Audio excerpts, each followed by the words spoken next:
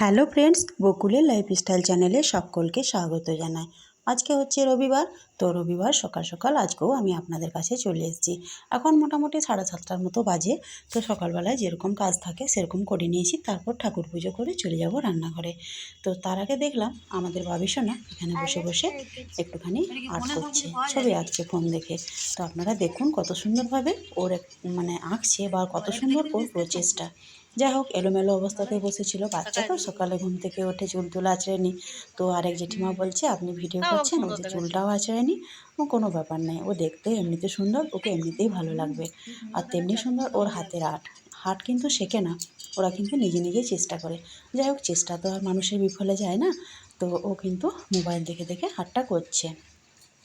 তারপর সব কিছু ফিনিশিং করে আবারও আমার কাছে নিয়ে গেছে আমাকে দেখাতে। দেখে নিন আপনারা কত সুন্দরভাবে ও এঁকেছে।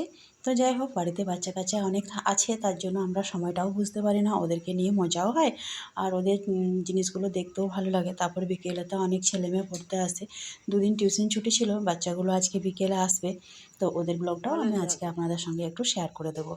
তো প্রত্যেক দিনে যেরকম কাজ থাকে, হাঁড়িটা দেখছেন, আমার হাঁড়িটা কিন্তু চেপটে গেছে, একটু হাত দিয়ে ফেলেছিলাম।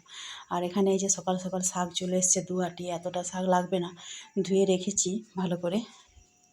বাজার থেকে কেনা যে কোনো সবজি আগে ধুয়ে রাখতে হয়। আর এখানে বাঁধাকপির তো শেষ নেই, বাঁধাকপির একটুখানি সবজি করব। তারপর ভাতটা ফুটে গেছে। আর ফ্রিজটা আমার খারাপ হয়ে গেছে। তো পরিবারে ব্যবহার করা জিনিস বাড়িতে যদি খারাপ হয়ে যায়, তো দেখবেন অনেক কিছু অচল লাগে। ফ্রিজ বিশেষ করে একটুখানি কিছু বাঁচলে বা সবজি সব কিছু বাইরে পড়ে রয়েছে, ফ্রিজটায় 2-3 দিন থেকে চলছে না। বলছি আনতে যাব, নতুন আনবো, কিন্তু সময়ও হচ্ছে না। আর যার মারফতে যাবে একজন নিয়ে যাবে, তারও সময় নেই। এইভাবে করে আনা হচ্ছে না। আমি বললাম যে আর কম্প্রেসার পাল্টানোর দরকার নেই, গত বছর পাল্টি করেছে, 1 বছরও সার্ভিস দিল না। আর দুর্ভাগ্যবশত 2 দিনের জন্য ডেটটা পেরিয়ে গেল। তো তার জন্য আর কম্প্রেসারটা পাল্টি করা গেল না। তো কী আর করা যাবে, নতুন তো একটা নিতেই হবে পরিবারের। আমাদের লাগবেই, আমার পরিবারে ফ্রিজ ছাড়া একদম অচল। তো তারপর রান্নাবান্না করে নিয়েছি। এখানে কতগুলো কুমড়ো কেটে বেগুনি মতো বানিয়েছিলাম। কী বলে জানি না, কুমড়ি যদি বলে থাকেন আপনারা তাই বলবেন। বেশ চাকা চাকা করে কেটে নিয়েছিলাম। আর তারপর লাস্টে এগুলো বানিয়ে দিলাম। ভাতের সঙ্গে ভালো লাগবে খেতে। আর মেয়েগুলো তো শাক ভাত খেতে পছন্দ করে না, তার জন্য কিছুটা পরিমাণ বানিয়েছি, 4 জনের হয়ে যাবে 4টা করে। তারপর ফ্রিজটাকে দেখছি যতই ততই খারাপ লাগছে। ভাবলাম এটাকে বিক্রি করে দেবো, তো এটার 1 পয়সাও বলছে দাম দেবে না। 500 কি 1000 টাকার মতো দেবে। তো ফেলে দেওয়ার থেকে ভালো যেটাই দেয় সেটাই কাজে লাগবে। তার জন্য হাজব্যান্ডকে বললাম কি, এটা কেউ যদি 500 টাকাতে বা 1000 টাকাতে নেয়, তো সেটা তুমি দিয়ে দাও। তারপর আজকে একটুখানি কুমড়োর সবজি করব। তো আপনাদের সঙ্গে একটু শেয়ার করে দিই। কুমড়োটা কেটে নিয়েছিলাম আগের থেকে, কেটে জলে ভিজিয়ে রেখেছি। কালো জিরা ফোড়ন আর শুকনো লঙ্কা ফোড়ন দিলাম তেলের মধ্যে। তারপর কালো জিরাটা ফোড়নটা ভাজা হয়ে এলে দিয়ে দেবো পেঁয়াজ। আর সবসময় আমি বাটা মশলা দিয়ে কুমড়ো সবজিটা খুব কমই করি, তার জন্য একটুখানি থেতো করা আদা কাঁচা লঙ্কা দিয়ে দেবো। আগের থেকে এগুলো সব রেডি করে রেখেছি। তো পেঁয়াজটা আগে ভাজা হোক, তারপর তো যেটা বলছিলাম যে আজকে ফ্রিজ আনতে যাবার কথা আছে। যদি যার সঙ্গে যাবে তার যদি সময় হয়, তো আমার হাজব্যান্ডও যাবে ওর সঙ্গে। তো মোটামুটি 20,000-এর মধ্যে যেটা সস্তায় পাওয়া যাবে সেটাই নিয়ে আসবে।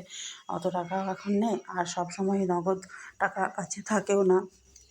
15 থেকে 20,000-এর মধ্যে যেটা হবে সেটাই আমি আনতে বলেছি। তো দেখা যাক বিকেলে কী করে। যদি যায় তাহলে আপনাদের সঙ্গে শেয়ার করব, আর যদি না যায় তাহলে যেদিন আনবে সেদিন দেখাবো।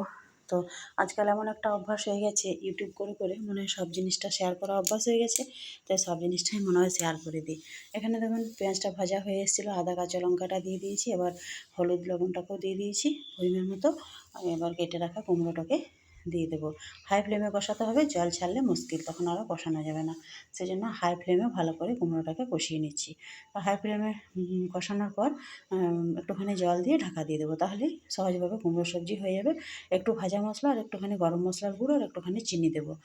এইটুকুই মশলা দেবো, আর অন্য কোনো মশলা এর মধ্যে দেবো না। মোটামুটি কষানো হয়ে গেছে, সবজিটা নরমও হয়ে গেছে, দেখতে পাচ্ছেন কতটা আমার কষানো হয়েছে।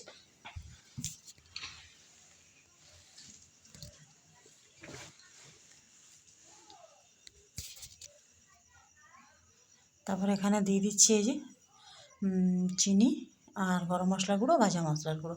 ভাজা মশলার গুঁড়ো আমি তো এর আগের দিনে বলেছি কী কী দেওয়া থাকে। তো সেই ভাজা মশলাটা আমার রেডি করাই আছে, ওটা একটুখানি দিয়ে দিলাম। এবার ঢাকাটাকে দিয়ে পরিমাণ মতো জল দেবো। জল ছাড়া সেদ্ধ না হলে কুমড়োটা একটু মানে ঘাঁটা ঘাঁটা টাইপের না হলে না খেতে ভালো লাগে না, মানে কাঁচা কাঁচা লাগে। হ্যাঁ, তো একটুখানি জল দিয়ে ভালো করে ঢাকা দিয়ে ফুটতে দিয়ে দেবো। এভাবে কুমড়ো রান্না করে দেখবেন, বাড়িতে সকলেই খাবে। লুচি, রুটি, পরোটা সবের সঙ্গে কিন্তু জমে যাবে। এই যে ঢাকা দিয়ে দিয়েছিলাম বেশ খানিকক্ষণের জন্য। তারপর বেশ আমার জমজমাট হয়ে গেছে। এবার এটাকে নামিয়ে নিলেই হয়ে যাবে আমার অপূর্ব স্বাদের কুমড়োর তরকারি। গ্যাসের ফ্লেমটাকে বন্ধ করে দেবো, তারপর একটা পাত্রে ঢেলে নেব। এই যে একটা পাত্রে আমি ঢেলেও নিয়েছি। দেখুন আপনারা এর ফাইনাল লুকটা। বেশ ভালো হয়েছে খেতে, লুচির সঙ্গে যা লাগবে না অসাধারণ লাগবে।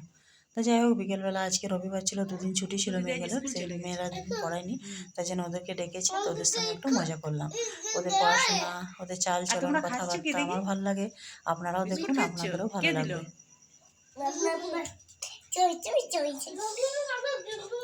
দিদিমণি দিল, দিদিমণি কোথায় গেল? এদের নাম দুটো সুন্দর, জিষ্ণু আর জিনিয়া। তুমি কি পড়লে? মেয়েটা একটু বেশি অ্যাক্টিভ, মেয়ে ছেলে তো সব কিছুতে মেয়েরা একটু পারদর্শী বেশি হয়। বলে দাও কি পড়লে। এদিকে শোনো, এদিকে শোনো, এদিকে শোনো। ওদিকে যেও না, এদিকে শোনো, এদিকে এদিকে এদিকে এদিকে লাফালাফি করতে না, এদিকে। তোমাদের ছুটি হয়ে গেল? ছুটি হয়ে গেল? জিষ্ণু বেশি লাফাচ্ছে, জিনিয়া বেশি লাফাতে পারছেই না। অনেক কিছুই শিখে গেছে ওরা, আসছে মোটামুটি 2-3 মাস হলো, কিন্তু অনেক কিছুই শিখে গেছে ওরা পড়াশোনা। কত বয়স হবে? 3 থেকে 3.5 বছর, তার বেশি না। কতটা ডিফারেন্স দেখুন লম্বার মধ্যে, অথচ ওরা জন্মজ।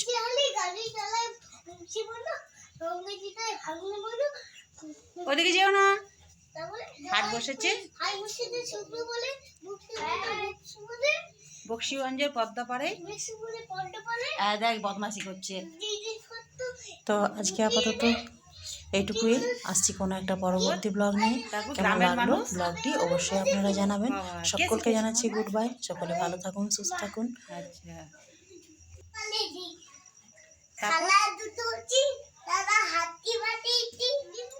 তারপর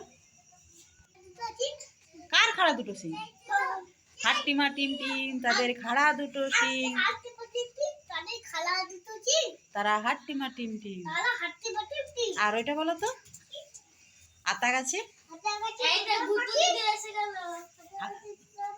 ডালিম গাছে, তারপর এটার সঙ্গে ঘরে আছে, হুড়ো বিড়াল নয়, তুমি জানো না।